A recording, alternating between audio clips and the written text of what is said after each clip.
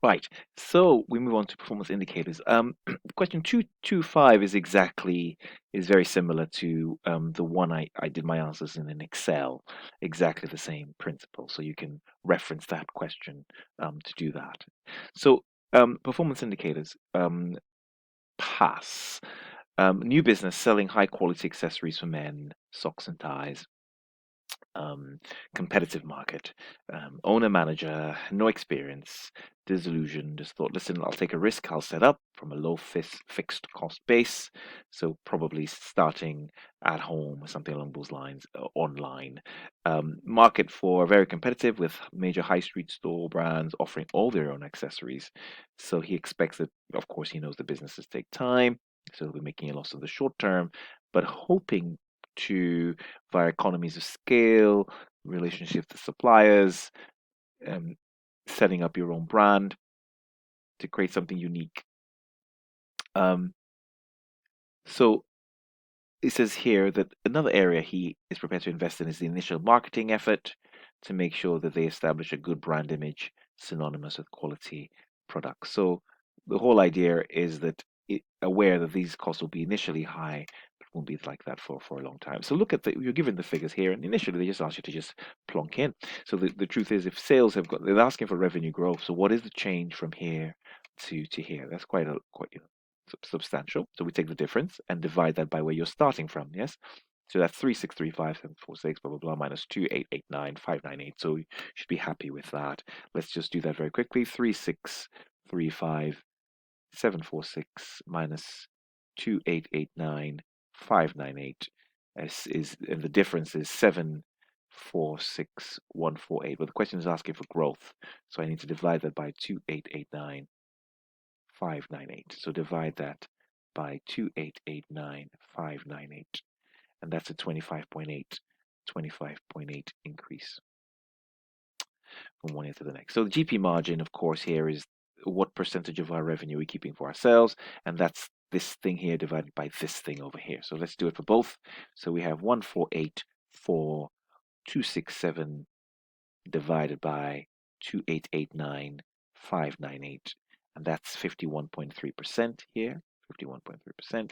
And when we do the same thing here, we have 1,502,450 divided by 3,635,746, and here we have 41, so a fall 41.3%.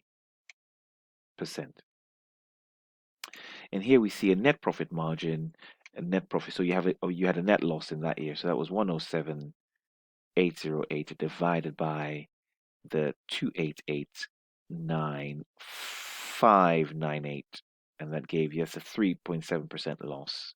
Do that in your calculator, and here you have a profit. So you'll be beginning to see some profitability. 885 divided by 3,635,746, and you have here a 3.4% gain or profit or net profit margin. So quite interesting.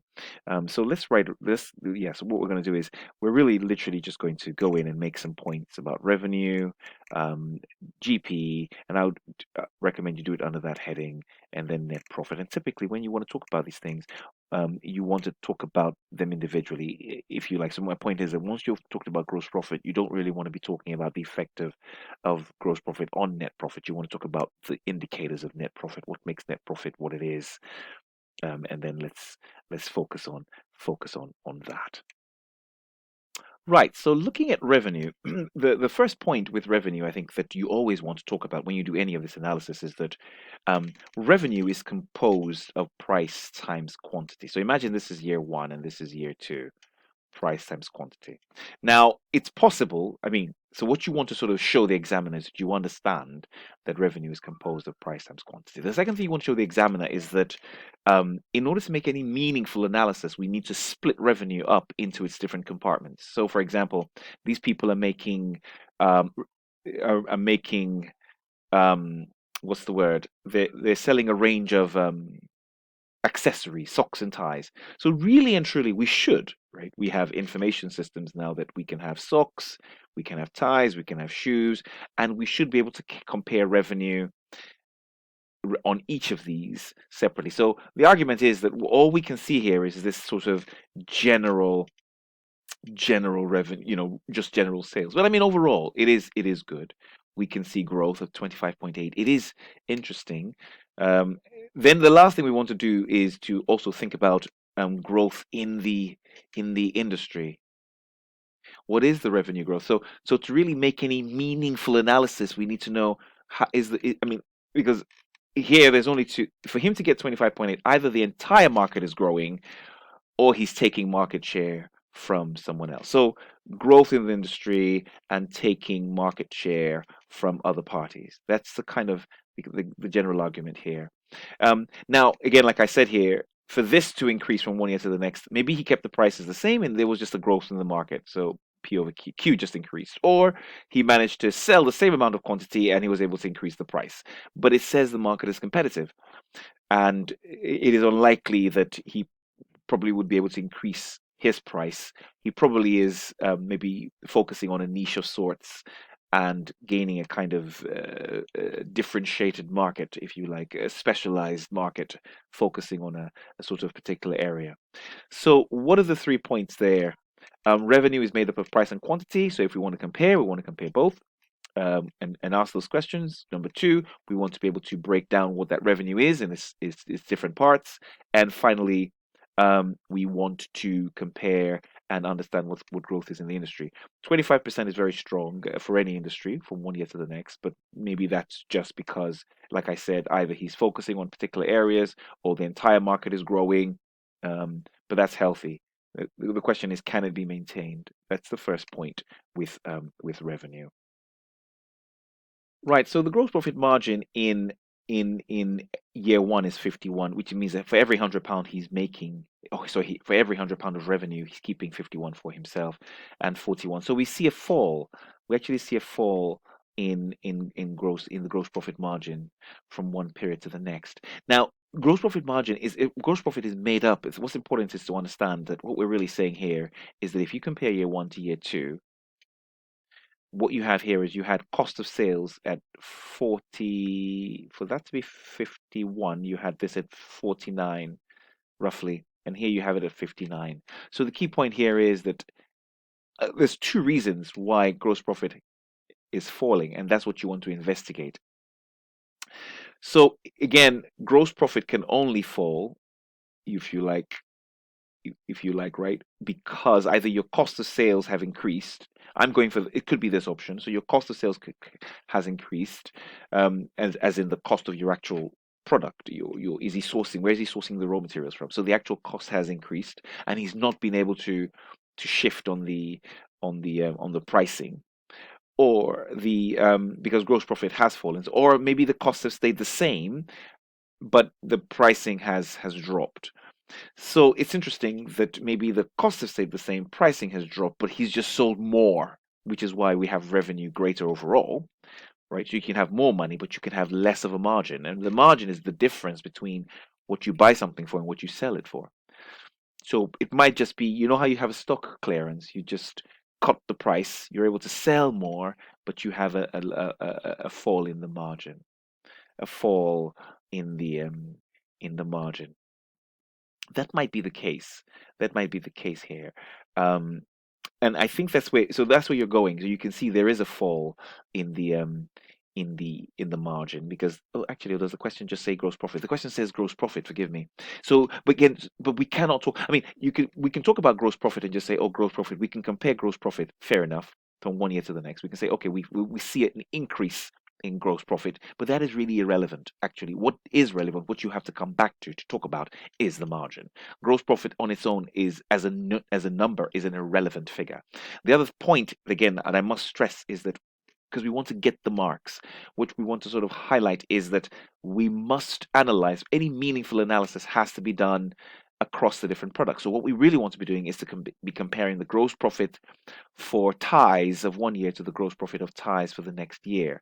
We want to do the same thing for shoes and accessories, right? And then the final point is to do with net profit. And the big point here is to do with overheads. So we don't really want to talk about gross profit again. We want to talk about the overheads, and we can see here that we have seen, and really what you want to do here, because overheads, the net profit, I mean, you made a loss here, and where is it? Net profit margin. I believe this was a loss. So your net profit loss here, and so to a certain extent, as a percentage of our revenue, we have kept more overall. So um, what what this means is, at least, is that there is, if you like, we had quite a lot of overheads. So overheads have fallen from one year to the next. I mean, you could focus on each of them. Overheads have definitely, well, sorry, overheads have increased or for distribution.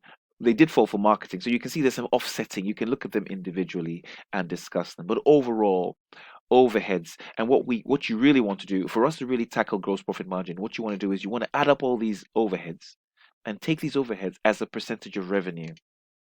So let's just do that just very quickly, right? Let's just see that. I mean, but overall, in simple terms, net profit has improved. They were making a loss, now they're making a profit. You can actually talk about the increase. So you can compare the change from minus 107,808 to 123,885. And that's quite a big increase, about 200 and something thousand, right? Maybe 220 something thousand. So that's a change in profits from one net period to the next. Um, but then, of course, like I say, what is important is the net profit margin. Now, to really analyze net profit margin, what you want to be doing again is to calculate the overheads as a percentage of revenue. So because you have more revenue, we expect overheads to increase. We do. We do. The question here is we want the revenue to increase by more than the overheads. That's the whole point, right? Because no problem, your overheads increase whilst you're trying to make more money, but we want the growth of revenue to be greater than the growth of overheads. All right, that's the kind of the key point there. So um, yeah, let's just do that very quickly, just because. Let's just do that very quickly. So let me just add all these overheads together. Oh yeah, of course, and of course, there's this overhead here of website development and maintenance. If you know anything about, I suppose, if you're developing or accounting, the argument here is that some of this could be capitalized, this 420,000. So maybe this is quite a heavy and that cost. Maybe that's what really pushed this profit. This created a loss this year because everything was put through as maintenance. It's not a problem. It's not, but maybe that's what's skewing this situation here. So I can definitely see already that definitely. So I'll just do 85,000. I'm just adding 85,000 plus 170,000 plus 395,000. Oh, sorry, 395, 565 plus 390,000 plus 338,000. And so you have here 1378565. This as a percentage of this, so 1378565 as a percentage of the 3635746 compared to this thing here, which is 420 plus 340 500. So these are ratios you want to do. 263,575 plus 300,000 plus 268,000 is 1592075 as a percentage of the 2889598. You can see straight away this is just going to be a much smaller percentage than this. You can already see it. This is less, this is more, this is more, this is less. So I don't even have to finish this. I can tell you straight away that the reason your operating profit margin has improved is because as a percentage of revenue, your overheads are less. And that's where you're going with that. Okay, so the next thing we want to look at are some non-financial indicators, and some interesting ones here. So we noticed that in the first year, in the first year, they sold 140,956 units, and this is what they did in the second year. But they had this number of visits to the website. and so almost double. And they had this amount of returns, and they had this amount of returns, and then in terms of delivery, so we can sort of see a pattern here. We can see a pattern here that it's not quite working. This online system currently, they're having issues. So in the first year, you have more interest, but in terms of how efficient this is, this already looks like a problem. So these are the industry averages. So let's compare and see what we have to do. So let's first find out what your conversion rate for website visits to number of units sold. So people visit your website. So people visit your website, and what you have is people visit your website, and then they buy products.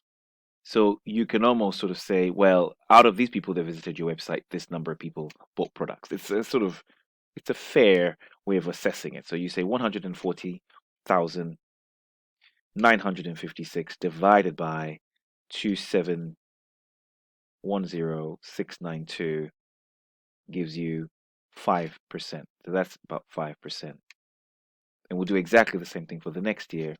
So you have this number of people visited your website and 157, and these people bought products 870 divided by 5262333, and that's 3%. So a fall. You have a fall in that in that period, 5% there and 3% over there.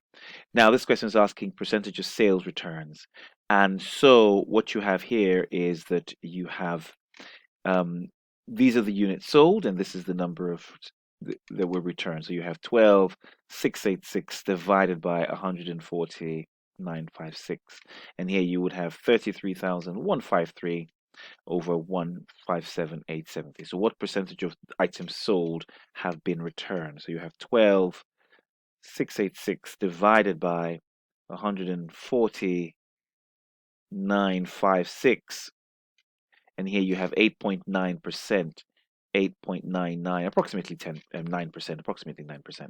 And we do exactly the same thing here, which is 33,153 divided by 157,870, which is about 21%. It's pretty serious, 21%. And then the average price that you're selling these things for, you sold 140,000 units, 956. And what's interesting was I didn't look at this when I did my initial analysis. So if I had, this would have influenced my discussion about volume. So and pricing. I suppose they didn't want me to have that information. I just had to make an assumption. So that's 2889598. 2889598. And here we have 3635, 3635, 3635, 746 is 3635, 746, and just divide, right? Because this is pricing. You sold this number of units for this total. So this is the average price. That's the best you can do, because we're not actually, I talked already about having to be able to split up these items. 140,956, and that's £20.50. It's £20.50. And here we have what do we have here?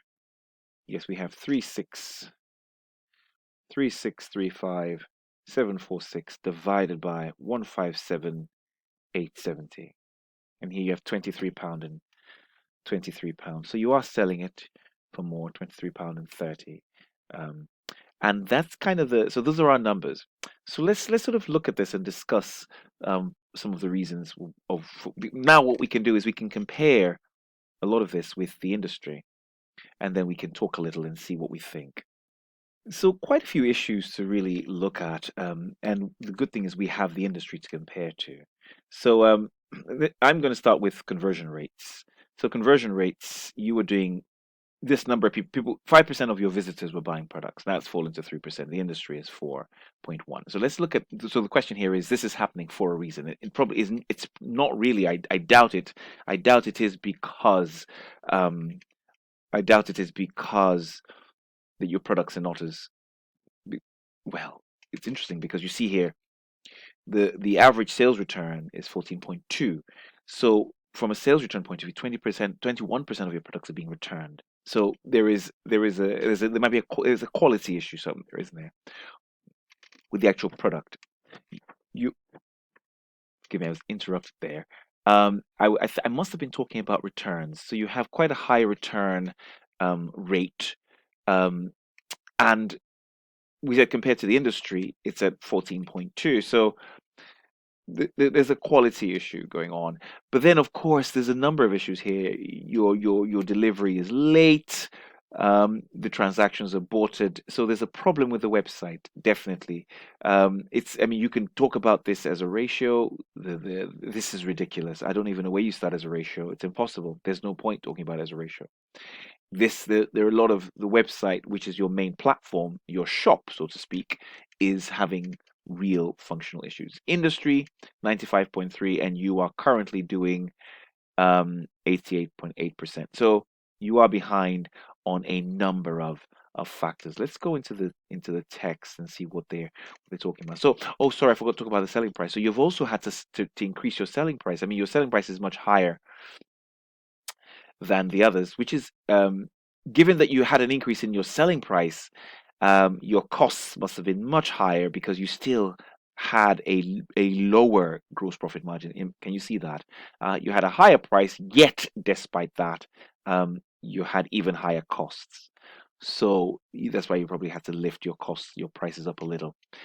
So again, like I said here, average selling price has increased, so we can discuss that. So definitely escalating cost of sales. Um, Conversion rate, we've highlighted that. Definitely, yes, it might be the prices. I mean, discouraging customers, but I feel there's a lot of the operational issues might be the cause of this. Poor internet reviews, technical issues to do with the website, yes, and put customers off. With that rejection rate of 7,600 and whatever it was, there are issues there. Percentage of sales returns has increased, so now 50% higher than the industry average, and this isn't good for your reputation. So you need to see how you can rectify this. On-time delivery we talked about here. This is very much part of your internal processes. We can see you had an increase in your distribution costs. So um, there's lots of things. So they give the example here that accessories were purchased for a special event but arrived late, and so the customer. This is one option here. So either it's a quality issue or a delivery issue, and the website is not working. It's just not. There are issues there, and that's not good. It might be security, it might be functionality, it might be interactivity. So it might be important to go back to the developers to see what's going on there. Cool. So I think with all of these, you want to just be very as creative as possible, but you want to state the numbers first, and then use them and build on those, and be very clear with very separate headings and build on those. Okay.